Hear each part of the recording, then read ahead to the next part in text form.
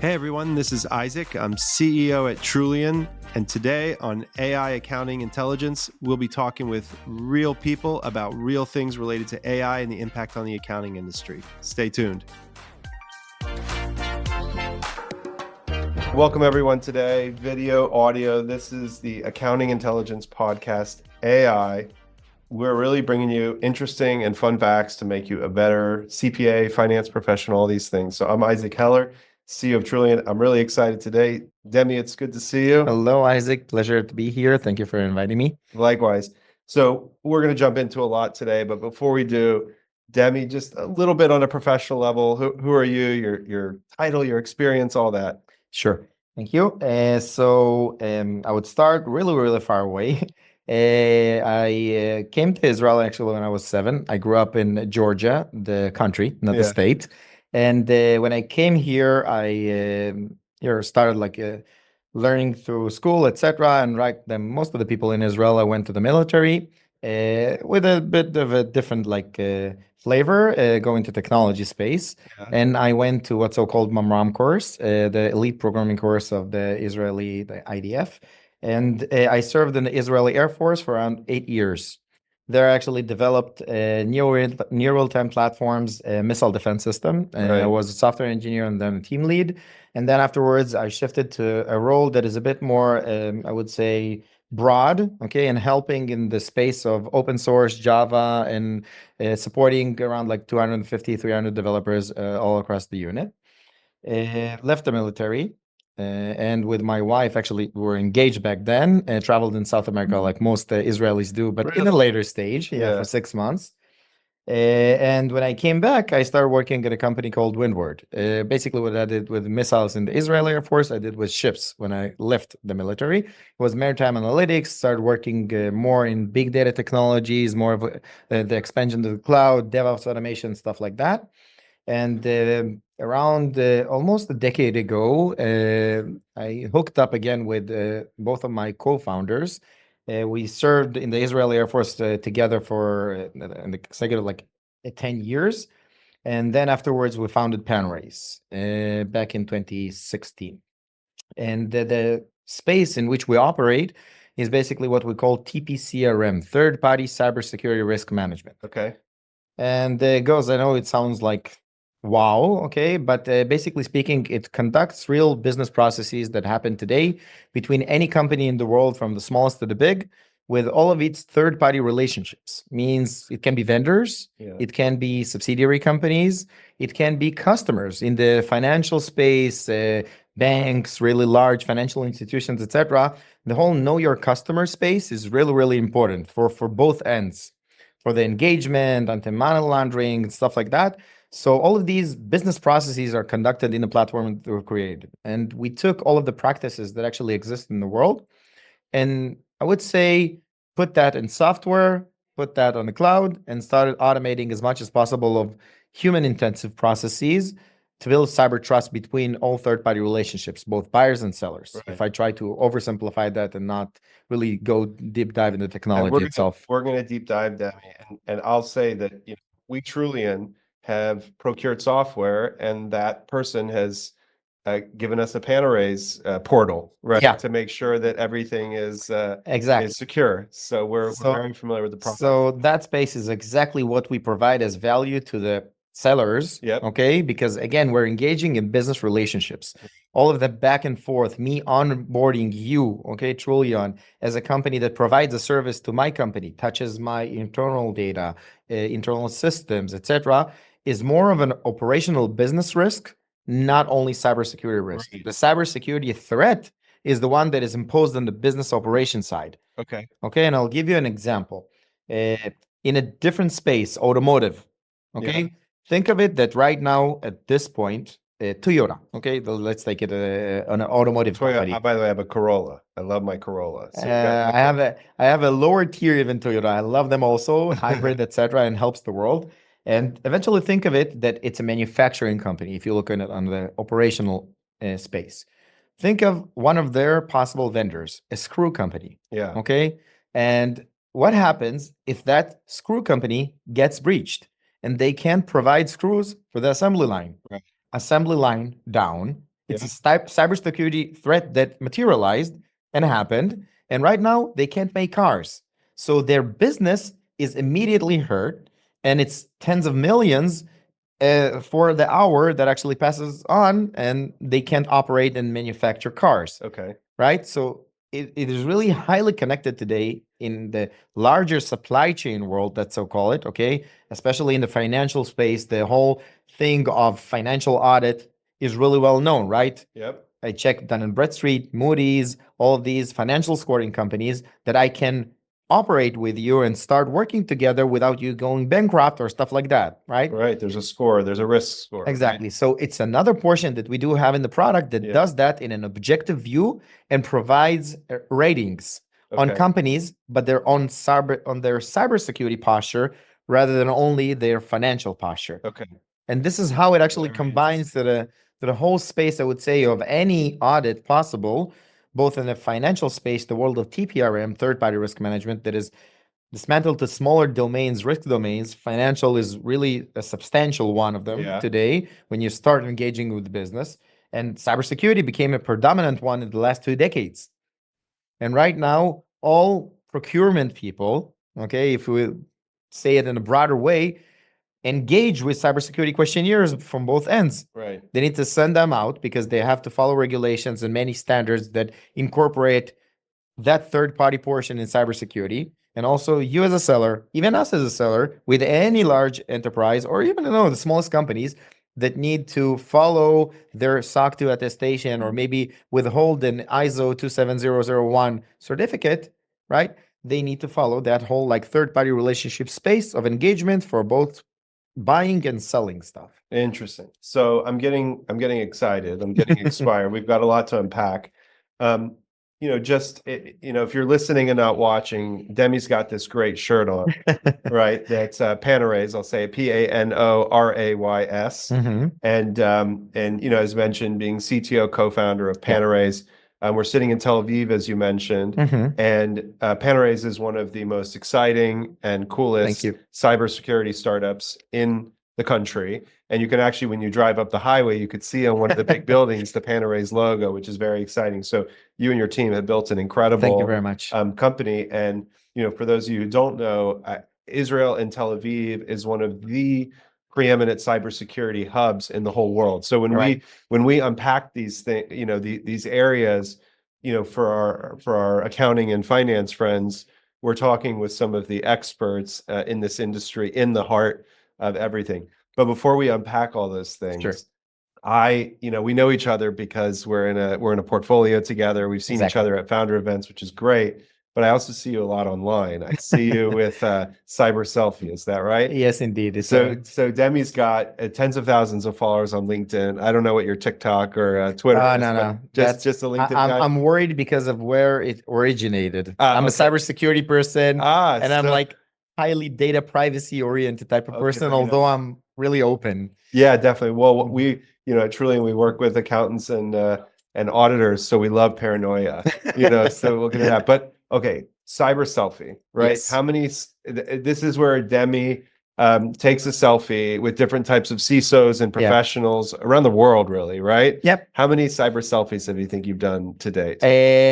You know what? I'll let Apple answer that. Okay. Just because again, I'm an iPhone user. Yeah. And I think it already surpassed over like 20,000. 20,000 cyber selfies. Yes. And again, I would specify, I do probably too many selfies in general. The cyber selfies are specific to whatever we do and we operate. So again, in large conferences, events, and things that Right. we're doing, right? When you engage with somebody in the cybersecurity domain space, etc., and sometimes even again, CFOs and also the other types of users that might be engaging with our platform, it's considered a cyber selfie. I would even like double down on that. My wife, okay, Yeah. Shani, she works at CyberArk over a decade. CyberArk. Yeah, Well, really CyberArk, public traded company, incredible etc. story. Yeah. So think of it that right now you have like 2 children that also like come from the cybersecurity space. So Yeah. practically speaking, every selfie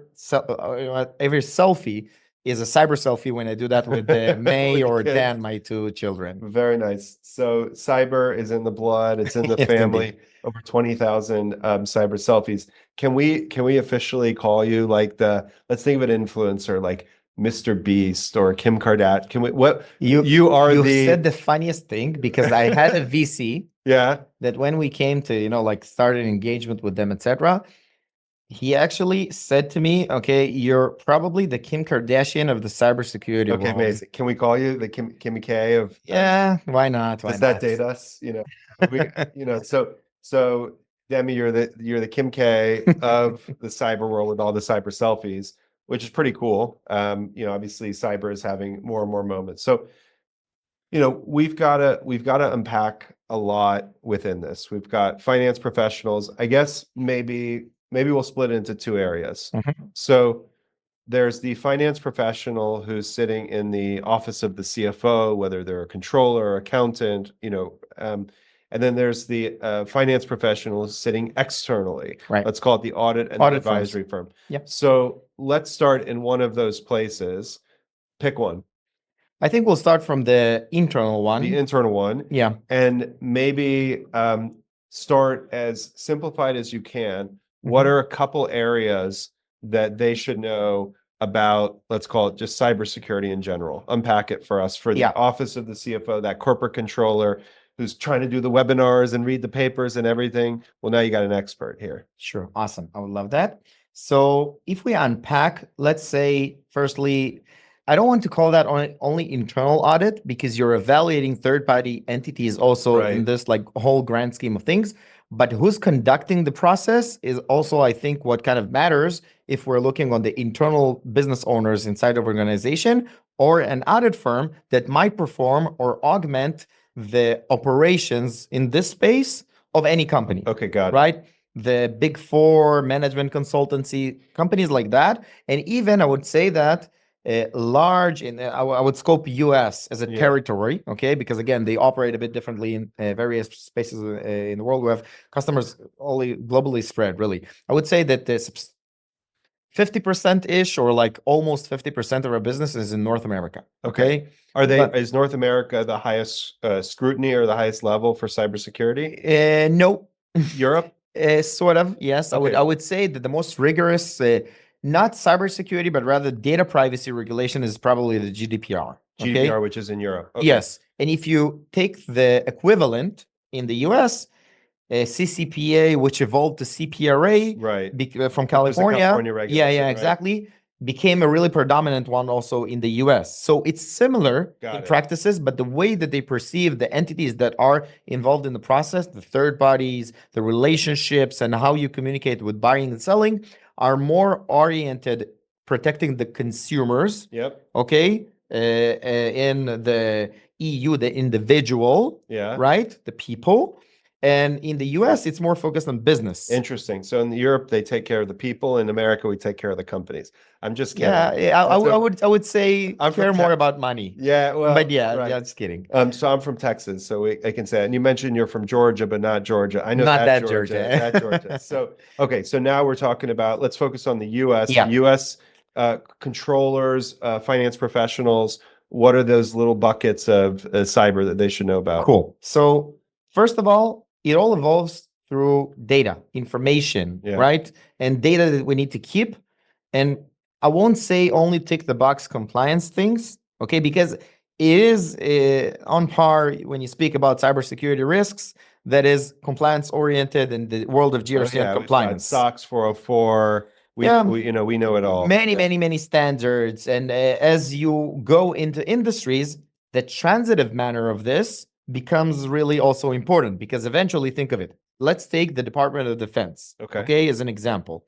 Any contractor to the DoD needs to withhold a certain bar, right? But what happens on the transitive matter? The vendor of that vendor also needs to withhold that. It's like a supply chain. It's exactly a supply chain issue, right?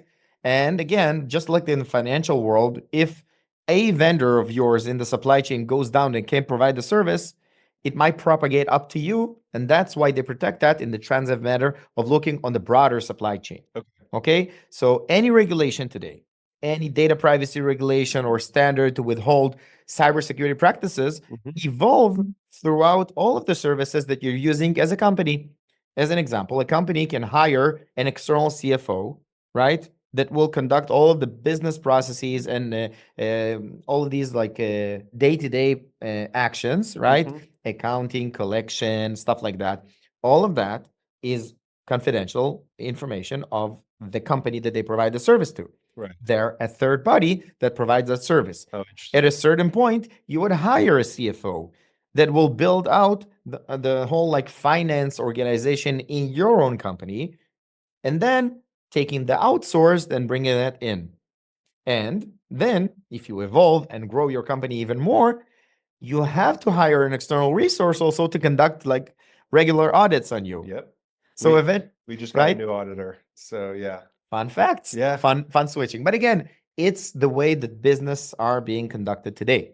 And we need to support these processes, business processes, with the proper technology and data protection. And that's why any data privacy regulation that even, you know what, the financial institutions today, there is a standard, a regulation that is mandated right now in Europe called DORA, the Data Resilience Act. DORA? Yeah. All right. Yeah. And which you as a company that is a part of really large financial networks have to be on par with following your supply chain. Okay. Just because of that ripple effect, I would say, to your supply chain when one of your vendors gets breached. Because think of it. I don't want to take us, right? Like comparably smaller companies. Look on the larger banks, financial institutions, insurance companies. I'm specifically mentioning the highly regulated bodies, right? Think of it that when they're using a vendor, even the biggest ones, AWS, right? Amazon Web Services. Yeah. You're basically taking all of the data that used to be hosted on-prem in your own servers, in your own server farms, etc., and extracting that information and giving that to the safekeeping of AWS. And what happens to the other type of vendors that you might be using that are touching that data? That's it. It's no more a safe silo. I understand. You know, like it's like if AWS goes down for a second, the amount of companies that get impacted, it's like a ripple effect. And also like Trullion, we work with financial systems. Obviously, we're hosted on things like AWS and Azure. But what's funny, if you work with a company like Microsoft, even though you're hosted on Azure, you may not be able to work with them when it comes to financial systems because they hold government financial data, right? And so we've gotten into FedRAMP and all that stuff. Yeah, okay. So you were talking about DORA. So that's one area of cyber risk, let's call it. Right. What do you call it? Supply chain, third party? Supply chain, third-party risk. It really depends who is actually defining the problem. Right. Because again, think of it, for physical operating companies, it's an actual supply chain thing. Which is the screws. Manufacturing screws, just like I mentioned. Yeah. Even TSMC is one of our customers, okay? Yeah. What's TSMC? Taiwan Semiconductors. So big semiconductor company. Yeah, they provide chips to 92% of the world or something like that. Wow. And why am I mentioning that fact? Because again, think of it, what massive supply chain effect they have on the world. Yeah, absolutely. So it's securing themselves and securing their supply chain to basically be secure enough to operate with any company that exists in the world. Okay, so I'm the CFO or I'm the controller. I'm now armed with third-party risk management. Give us maybe two more buckets to jump into in the world of cybersecurity. So flip side, when you're being conducted with an audit, even us selling, right, or any company that sells today, they get an engagement, just like you need to provide if you're a public company, your financial records and transparency to your business, etc. For a private company, it's complicated, right? Basically, a lot of things are being said in the room without the ability to being shared, stuff like that about privacy. And all of that engagement piece when you're conducting sales processes evolve the cybersecurity space, just because, again, the customer would be giving you their information, right? Or you know what? Even it doesn't have to be the information. They're relying on you to provide their service. Right. That basic operational burden. And right now they need to conduct a due diligence process on the onboarding thing, right? Got it. So now we're talking about I'm the CFO, I'm the controller, and I need to make sure that we have I don't want to say checked all the boxes, but ensured compliance as a seller. So for Exactly. example, at Trullion, we do SOC 1s and 2s. Yep. We have pen testing, all that stuff. So now we move from the bucket of the vendors to think about to Yes. us as the vendor. Exactly. Okay, So we awesome. did also create, Yeah. even in Panoways, a Yeah. piece. Yeah. It's called the security passport for you to show your passport to wherever Ooh, you very go. nice. It's actually a trust center. Yeah. You upload all of these attestations and documents, how you conduct processes for the potential buyer to have an easier way to conduct in this process. We're trying to help both sides to streamline a really human intensive process Right. and surfacing only the things that are relevant. Think of it that any company, from the smallest companies, have, I don't know, at least like 300 or 400 third-party interactions Yeah. that they need to conduct some kind of audit. I'm not saying everything is super critical. Usually they're around like 20% are the critical third parties for you to be able to provide the service, and also the touch confidential information and customer information, etc. So even you as a seller, you Right. need to conduct all of these processes with your customers. I'm telling you, most of the burden today in deals, running deals, us as sellers Yeah. and us as buyers, Huh. it evolves throughout that audit space, right? Interesting. And when a salesperson really wants to close that deal, he drives the CISO, their CISO, crazy for them to answer to the customer to all of these audit processes as fast as possible. Okay, interesting. All right, so I'm gonna throw a curveball. Sure. Well, first of all, it's a really good summary of kind of the internal concerns, and we're gonna get to the external concerns too. Like, how do you build a practice, and how do you think about as an advisory or audit firm or whatever? Sure. But I was just thinking, you talked about the security passport, and I Yeah. assume that's kind of like the broader picture of all the certifications you would need and all the security risks you've assessed Right. to show that passport to the vendor. Exactly. One of those, I'll just use an example. It's popular with accounting firms is SOC 1 and 2. You're right. That's a popular one. So within the passport, And there is even a 3. there's a 3. The 3 is a public SOC 2. Oh, a public SOC. So basically, it's an upgrade for you to be able to share something with a limited scope without sharing too much confidential information, and still showing that certificate Right. that you're SOC on par with SOC 2 with the all of the audit processes that Okay. you've been So here's the curveball, right? With SOC 1, 2, and maybe 3. So for example, we use KPMG. And they come in and we have our friends and our partner, and they come in and Yeah. they organize everything, and they complete we complete with them the SOC 1, SOC 2. Yeah. I also know there are companies that have software that try to help automate the SOC 1 and Sure. SOC 2 process. I also know that there is AI today that is trying to ingest that information, those files, those data points, those risks, to help speed up that process. Yeah.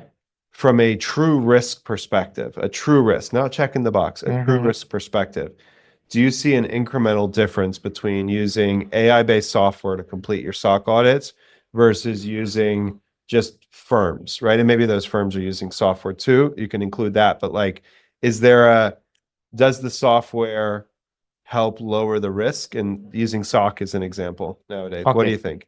So I would say, like I mentioned in the beginning, I'm paranoid about everybody. Okay. Human risk is one, Yeah. and software, what so-called AI, if I wrap it around in Yeah. a different way, is also a risk. Okay. Yep. And just like you mentioned, it's complicated. Okay. Okay. It's gray, because eventually all of these audit firms might actually leverage a lot of AI capabilities, and it really depends how the data flows. Okay. That's why I said, I'll throw it again. I'm sorry for being like a box nudge, but the compliance space, like the regulations that actually came up both in the US and the EU, the AI Act, Yeah. was for a reason. Okay. I'll try This is to recent. There's an AI act. Yeah, in the last Okay. like the 2 years, it started Last like year. being more of knowledge. Okay. And Yep. especially it will start also being enforced and regulated, right? Yeah. So for that piece, basically speaking, all of these guidelines, I would call that, because again, nothing is concrete and in law yet. Right. Pronouncements, guidelines. Exactly. All of these things are to surface the problem and for people to know what happens when you perform an action. I'll explain. Okay. What happens as an example, and I will try to oversimplify and not double down on technology and stuff like that. There are multiple ways of running AI. One, if we go on the paranoid aspect and protect stuff, self-trained and self-hosted, meaning a company, an entity, right, would take the information that they hold, train that in an internally hosted also silo, Right. and not leveraging general purpose LLMs, which people, when they hear AI, oh, OpenAI, Cloud 3, Anthropic, and many other providers that today created that AI boom, AI evolution. Right. So from a Mhm. and I'm just saying it back, like I would think that if you self-host and self-train on AI, that is for less of a risk from a cyber perspective. Yes, It is in the box of your company. exactly. Obviously, there's always risks, Yes, but it is less of a risk than if you're leveraging a lot of third-party LLMs yes, because it's a two-way street with third-party LLMs. They consume your data to train, so your data could go out yes, into the world, into the ether, and at the exactly. same time, you're also consuming data from them that you don't know if it's Credible.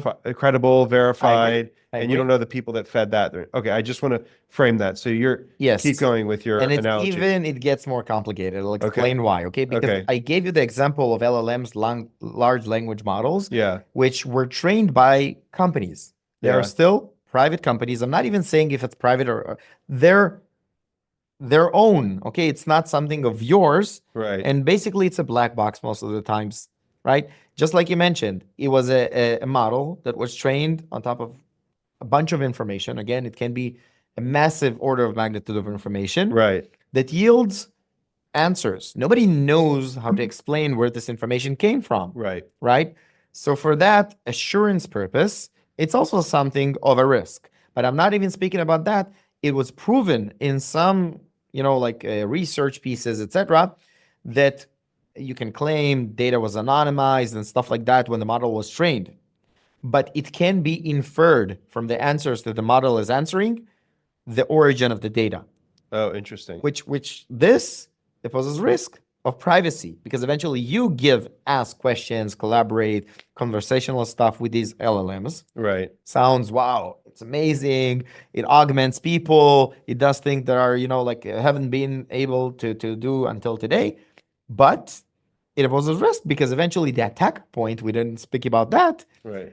They can also leverage that. I'm not even speaking Wow. about AI generated attacks. That's a whole different space. I'm literally speaking right now what happens when that vendor gets breached, their model might be compromised, right? Right. It doesn't really have to be a cybersecurity breach because they collaborate with this model. Okay. And data can be inferred. So let's tie it together with the sock analogy. So first of all, it's like it's dizzying, like to think about all this I stuff. know. Like, I'll jump onto the kind of the AI inference idea. People who are using ChatGPT at home, they're asking all kinds of personal questions. Just to use an analogy we all know well, they might be asking psychological questions. They might be asking medical questions. I heard someone last week taking their X-ray and putting it in a ChatGPT saying, "Is this a break?" Going to doctors. So You're right. people are putting this amount of personal information into ChatGPT, and then you're saying with inference, ChatGPT can infer who put it, what To they put. another. Exactly. So it's almost like there's a bit of this nothing safe, a bit of your I would even say that yeah, for internal use. I'll give you an example. right. I know it sounds stupid. Yeah. How come this thing actually happens, etc. For saving purposes, Yeah. okay, you might actually buy a subscription. I don't want to say like only for OpenAI. It can happen in Right. any of these types of services that is shared across the whole company. Okay. One account. It's a really bad practice in cybersecurity. Okay. But eventually, for cost saving purposes, the CFO can say, guys, no, I approve a budget only for one seat. And this happens all the time. ChatGPT has an enterprise license. Yeah. It's not just all of these have an enterprise license. Of course. They're coming in Copilot, all of these. Okay, got it. So keep I'll going. give you an Yeah. example. What happened in a workplace? Okay, I won't Yeah. like name that. I don't want to embarrass anybody. They had a shared account Okay. in which all the employees had access to. Yeah. Bad practice in cybersecurity, but whatever, Right. cost purposes. And what happened is through that, because it saves the previous prompts, Yep. and it holds context to some of the things, right? Right. They knew which people were searching for a job just because Uh, they put their CV into that to get their feedback, etc., or something like that, I or understand. search for information. And the auditor, right, internal one, CISO, call that infosec person, etc., Right. actually saw whatever was happening because all of the employees were leveraging that like enterprise account, but only one shared, Right. and everybody can see everything. That's why you Very interesting. isolate stuff. Got it. And Think so, of it what happens yeah. if you take a financial report of a company and one of the accountants Yeah. of the company actually says, "Oh, I need to fill out these two columns just because I need to search for information." You throw that for a sec there and just get it back and it's all filled out and I saved like I don't know 10 hours, Yeah. right? Does not resonate with people what happens after to that document, right? Because eventually, I know maybe I sound like a paranoid person, but you being paranoid does not mean nobody's chasing you. These are my people. I know, I'm We sorry. are all paranoid. You know? So for that purpose, think of it that you need to think like 2 steps ahead, not too far away. Like a year from now, Right. what happens with that piece of information? Even what you get information value out of that, who might be able, or who might actually take that and repurpose this information for a bad doing. Yeah, and a probably an emerging use case would be, I'm a CFO or I'm a finance professional and I'm using Copilot or Gemini or whatever it is on my models, on my spreadsheets, or Yep. maybe you're even using an FP&A tool. Yep. In theory, if that LLM or that AI access point is shared with other people in the team, let's say Yep. you have a model about, I don't know, a cost reduction, a headcount reduction, a change, a Yep. variance. So they're operating on that same data. So they may find out about confidential information that you would never have intended, or they'll ask a question and they could even talk to the AI model who has this information in And ask them nicely. and ask them nicely. And you ask first and they say, I can't share, but you can be nice. Of course. Everyone knows, so okay. So back to our SOC 1, SOC 2 Yep. thing. Okay, so we just unpacked a whole world of LLMs. Yes. SOC 1 done by a human auditor or SOC 1 done by a software. What compare it? Okay. So I can give an example. Again, just because we have partners, you mentioned the compliance automation space. Yeah. If I like overgeneralize that, companies just like Anecdotes, Audit Board, Okay. probably some actually are using all of these platforms, Drata, Vanta, all of that, more in the security space oriented, Absolutely. etc. So I really am a firm believer of using these things because again, why this platforms actually helps you to automate the processes that human beings do. Right. Okay. And I'll say maybe something that people won't like me for that. I trust software more than humans. Okay, interesting. Again, on the paranoia end. Why? Because again, I'm not saying there is malintent. I'm saying pieces of software are usually well defined. And sometimes the negligence, recklessness, I would say, of people. I'll give you an example. What happens if you have let's take it to the workspace suite, okay? You have a document, an Excel spreadsheet that has all of the financial information like paychecks, how much you're paying to whom. Yeah. And usually it's consolidated to one. Okay. Right? It's not that it's siloed or something like that. Because again, I understand the CFO that needs to have the whole picture. What happens if by accident, right, somebody hits the share button and all at company.com? Yeah. That's it. Basically, you have like at least 50% of the people filing their resignation. Well, look, right? You're not being too paranoid because we've all accidentally replied to all, or I know. one time we have Slack channels, and one time I started to type something that was supposed to be in the leadership channel, but I course. typed it in the general channel, and I consider myself a pretty detail-oriented person. Okay, so software can be better. Now, what about the really popular phrase right now that's telling everyone, well, the software can help you do the grunt work so that you can focus on the strategy, right? You as an accountant, you as a cyber professional. Are you saying that if the internal company or the firm uses the software to complete their SOC 1 or SOC 2, that it's just better anyways, or it's better because the human can do more true risk assessment? How do you think about that? I think like for repetitive tasks, Yeah. okay, Such as that are collecting documents. well defined, Right. Well defined. right? Why spend the human effort in that if AI can do that better than you and even won't make mistakes because it's well defined, Yep. right? And there are many like ways I would assume that to implement that in a better or safer way. Having safety pins, having many security products that also facilitate that whole AI security or security in AI. I don't know like how we want to scope that was first. So there are ways to implement just like any process in the world. Again, not even speaking about the software yet, to make it better and with better filters to do that safe. Okay. Okay, just like you put a helmet when you build a building, just in case if something falls on your head, you don't die, Okay. right? I would say that we can apply the same safety mechanisms for all of these things. A part of third-party risk assessment is that piece. I assess the risk, classify wherever is critical and might impose risk on my engagement, not even only on my company, Okay. and then create the corrective mechanisms and measurements to do that better. Nobody said that it's bulletproof, right? Because eventually things might happen. You know what's 99.9 protected? 100% breached because you have a way, right? Okay. Again, going maybe to over radical or the paranoid side, but this thing, us as a process, as an evolving process, I would say that you implement something and iterate, right? Improve. More risks are being introduced to the world. You iterate again, reassess. Because of that, the continuous manner, just like you do. And again, if I look on the audit space, SOC 1, SOC 2, SOC 1, if I'm again, I'm not a financial auditor, so apologize if I say something that is incorrect.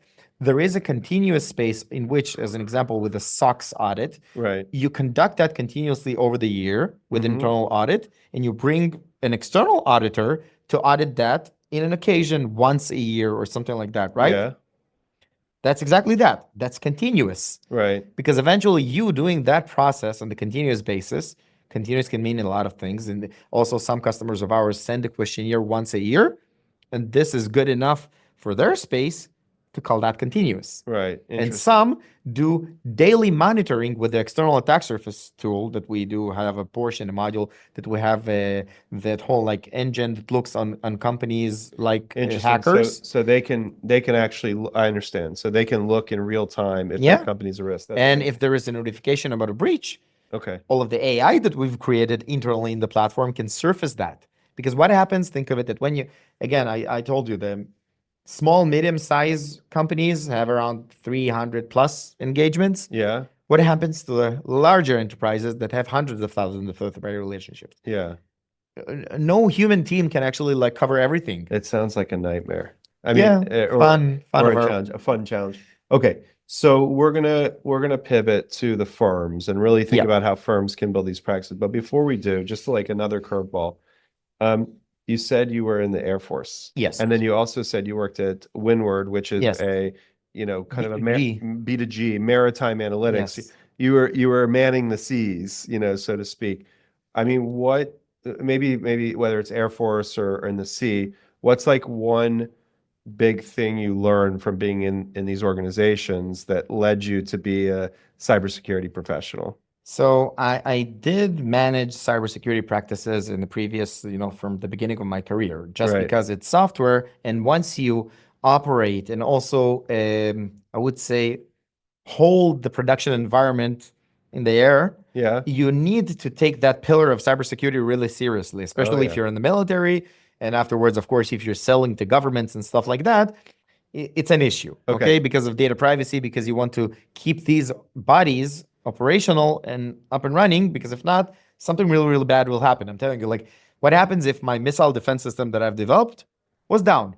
Yeah. People die, okay? People So die. it's really, really serious. By So the way, I must mention, Demi and I started this podcast a little bit late. We're sitting in Tel Aviv, and Yes. there was a siren, yeah, right? And so we saw in the sky that there was an interception, which is exactly what you yeah, started on. I mean, obviously, it's not a fun topic to talk about, yeah. but that's security. People that I agree. that grow up figuring out how to defend, I agree. land against certain things, whatever that is.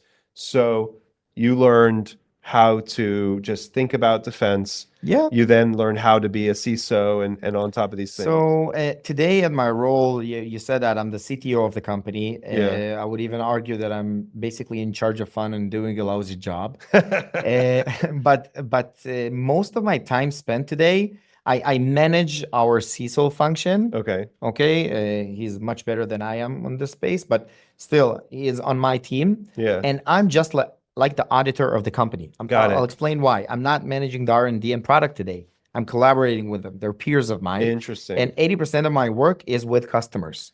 Oh, I see. If it's like defining the market with the sort of like the analyst firms, Gartner, Forrester, and working with them on Yeah. scoping our space, DPCRM or like third-party audit, and also working with customers, engagement, implementation, working with our sales team, actually conducting the OEM business also, Interesting. and how we are a part alliances, stuff like that, mostly like externally and also post-sale when we're implementing things with customers, or there is, as an example, a major third-party breach. Yeah. Okay, SolarWinds got breached, That was a Kaseya, a lot famous of one, right? yeah. Yeah. So again, it happens so much more than actually is notified in the world, by the way.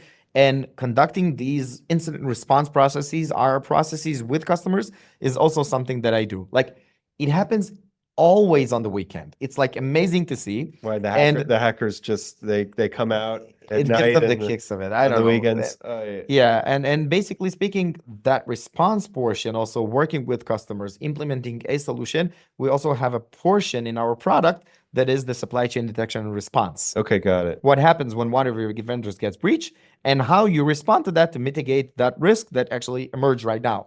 Interesting. Okay, good. So that's a perfect segue. So, we've got a lot of folks who work at firms. They work at the Big Four. They work at regional audit firms. Yeah. Some of them are auditors, a lot of them financial audit. Some are in advisory. A lot of times, in advisory or consulting, you have financial advisory, so helping with financial reporting. Sometimes they're implementing systems, like an ERP system or whatever. Generally in the Big Four, which obviously are massive and do incredible amounts of work for a lot of different companies, I've seen the three buckets as like audit, tax, and advisory. Those are kind of the three buckets in our financial world. But I've noticed in a few of these annual reports that risk advisory and specifically cyber advisory is growing. Now, it's well known at the Big Four. I think more regional firms, especially in the US, they're starting to adopt. So how should these firms think about it, and maybe even some areas to get ahead, because you don't want to be late and you don't want to be last, because then you're competing in a new space against all the other firms who are competing as well. So give us like how should a firm think about it, and then maybe even differentiate yourself. I've already got some ideas with AI advisory, but you tell us. So first of all, you said that correctly. Building a practice is really, really important. Yeah. Software can support practices. Okay. Right? And our piece of software, I would call that even a solution, we can assemble the actual program with one of these, just like you mentioned, the Big Four management consultancy, and even smaller audit firms. Okay, or even like, you know what, I would even add to that mix the MSSP world, managed security service providers. So just to be clear, Panoways, it's not only used by anything from SMB to big corporations. You're saying firms, partners of ours, yes. Partners, so they're using it to build out practices. So you know this intimately. So yes, so it is twofold. Yeah. One might be, just like you mentioned, okay, they create the program with the customer. Okay. So one automotive company out of Germany, I'm not saying who, so it's really okay, that one of the Big Four engaged with when they assessed our solution. Right? So the manufacturing firm hired one of the Big Four to conduct an audit on Panoways of how to implement an audit process with Panoways. Interesting. It's kind of funny, right? Yeah, it's like, okay. But again, we work closely with one of the Big Four to implement the program according to our software pieces, because again, it's a project. Right. So they hired them to create that program. People will be manned to actually facilitate that program, eventually ending up of having a process. Got it. And the augmentation, the other flip side, what I said, is what happens when you want the headcount to actually conduct all of these processes. So the big internal four, people, the internal people. no, the external. So Meaning right now, you, okay, as a CEO, say, instead of hiring that headcount, I'd rather hire that service. They yeah, hold the absolutely. headcount. Yeah. They advised me of how to implement the program, and you also take the operational day-to-day burden, Okay, got it. So right? I'm at The MSSP portion that I've mentioned. I got it. So in this case, this is like kind of a piece. So that big four consultant, just like any regional Yeah. audit firm or advisory firm, they need to understand the bigger picture, right? Yeah. Because obviously this large company was probably implementing multiple processes Exactly. to upgrade their cybersecurity. That external firm needed to understand the area of third-party risk, which is that fair? Vendor risk, right? Yeah, third-party risk is a great term. So these firms should be building out their menu. Is that right? Like they should have a menu of all the So different cyber you can say a buckets? catalog, you're right. Catalog, okay. Okay, just because again, mostly people use that term when they're offering pieces of services, How right? how big can the catalog be for a firm? And let's call it cybersecurity. 100 SKUs, 10. So I would say that What's our 1, 2, and 3? yeah, I know. I would say basically it's a handful of processes Okay. that they might sell solutions for. Uh, One can be the onboarding piece, right? When you're onboarding a third-party relationship, here is a process, go and do your thing, right? okay. It's, I would say, really well known in Germany that no matter if you have an internal team, you still hire one of the big four, I mean, like with the larger companies, etc., and they reassess whatever you assessed Okay. and provide that with nice Excel spreadsheets as reports. Okay. So all of these practices, when you implement a program, can be done and conducted. And you can divide that just like, I don't know, take and call it a business process. Onboarding is one business process. Another ongoing business process is monitoring. Because what happens when something happens, or for you to be able to respond to reduce risk, not only cyber, many other things. So how you continuously monitor. In the financial space, maybe an annual audit Yeah. might be good enough, and you can call that continuous. And also reflecting to what's so-called external risk, incident response. Okay, what happens and what are the playbooks to actually facilitate? Mostly it happens in the SOC teams. SOC, Security Operations Center, not the SOC that you, yes. But eventually speaking, all of these processes, I can say that they're probably a dozen. Yeah. That you as a service provider will come up to a dozen, I would even say, because again, you can specialize only in onboarding. Okay. Right? And you don't have the people to do the incident response piece because it's human intended, etc. So just and before you get into a few of the dozens, so I'm a firm. I need to have a perspective on onboarding, meaning my client making sure they onboard Yes. a level of security protocols. And that could be a company that's never really thought about cyber or hasn't thought about it enough. And so that first one is a big overhaul, almost like the first audit. And then onboarding could be I'm educated on the latest in GDPR or DORA or CCPA or the AI Act, which I'm sure AI is probably going to spawn a lot of. For sure. Okay, got it. And so I can onboard these new standards, which is like I don't know.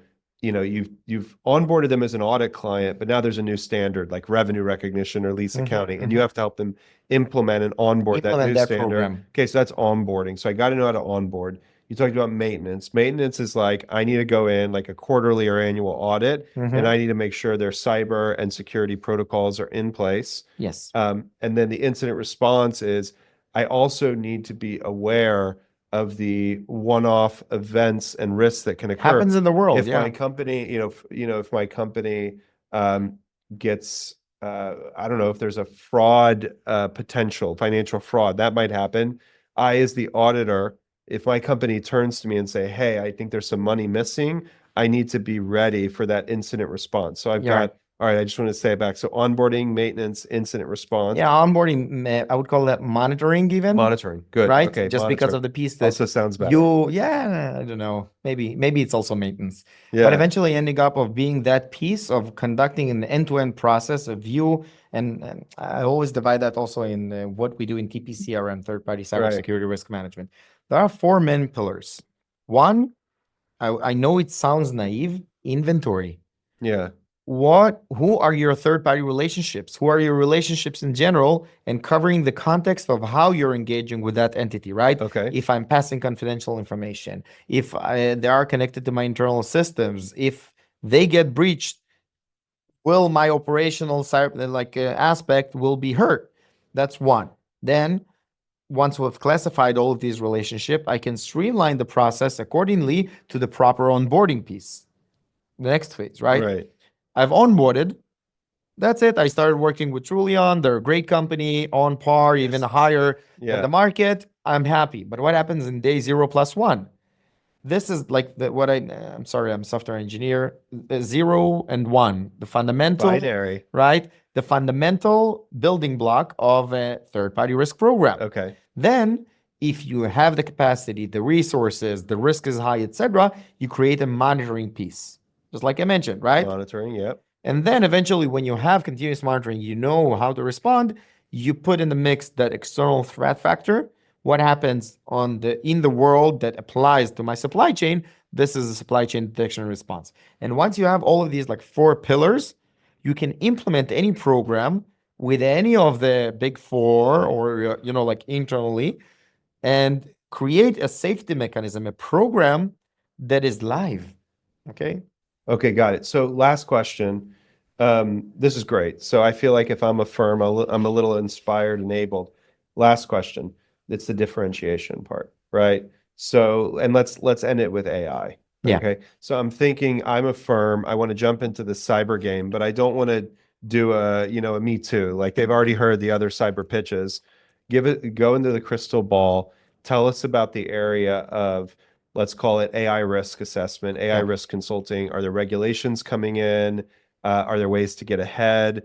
That's definitely top of a CFO's mind, if I'm guessing. Okay. So to tell about the future, I'll show you the past. Oh, okay. I'm a history major, so I appreciate Wow, that. nice. I didn't know that. Yeah. Okay. So let's look back in 2016. Okay. What happened in the world? GDPR was born. Okay. Okay. At least the guidelines of GDPR. Yep. When they said that they'll start enforcing that, 2018. Okay. Okay. When they actually started enforcing that, 2020. Okay. So let me take that model, okay, and put that on AI. Okay. When did AI start booming? 2022, let's say. You're right. Okay. You're right. Okay. When they started creating all of these regulations, AI Act? I didn't know about that one. 2024. 24. Okay. Okay. 26. I think that by 26, and again, DORA, they're already a date. I think it's like May 25. Okay. That they claim they will start enforcing that whole Resilience Act on your supply chain in the cybersecurity space, plus AI, plus stuff like that. Okay. So all of these things, I think it will be a similar evolution and revolution.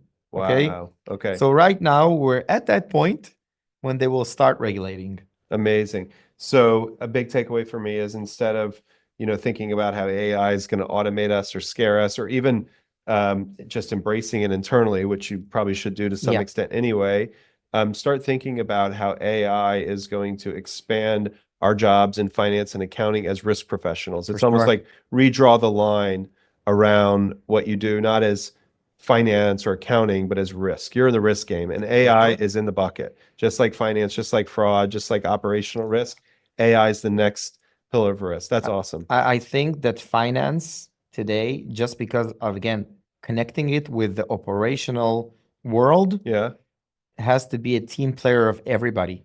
Cybersecurity. And again, I'm saying that with any of I can call that on the practical aspect of when we come to a customer, the first thing that they might integrate is their procurement platform. Wow. Why? Because how do you engage with third parties? You purchase a solution. Yep. And they're our best friends of identifying that inventory. I would even say something that might be really bad. We have many large customers that list is held in an Excel spreadsheet. I will surprise you. Yeah. So again, we have to collaborate with all of these entities. And also, I must say, another important risk in the world of the third-party space is that risk quantification. Put a dollar value on that relationship. Yeah. And how I will be impacted if a cybersecurity compromise will happen with that relationship. Cyber risk quantification. It's a thing. Yeah, absolutely. This is how we translate the cool, geeky stuff of what happens to how it will impact the business owner. Amazing. And we all like to know things in dollars in our world. So look, Demi, it was great chatting from growing up in Georgia to serving in the Air Force to now being, CTO and co-founder at Panoways and being really a cyber expert, selfie influencer, and great fun to talk to. So thanks. Thank you, Isaac. Pleasure. And thank you very much for everybody for listening.